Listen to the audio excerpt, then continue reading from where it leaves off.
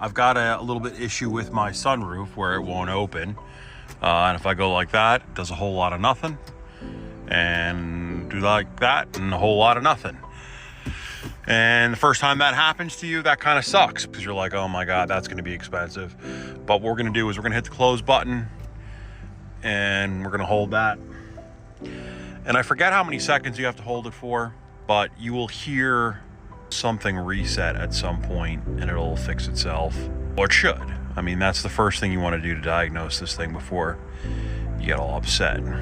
There you go. She's moving, she's opening, and that's it. That's how to bring your sunroof back to life, gentlemen. All right, this is the shortest video I've ever filmed, but thanks, appreciate you guys. Like and subscribe. Talk to you soon.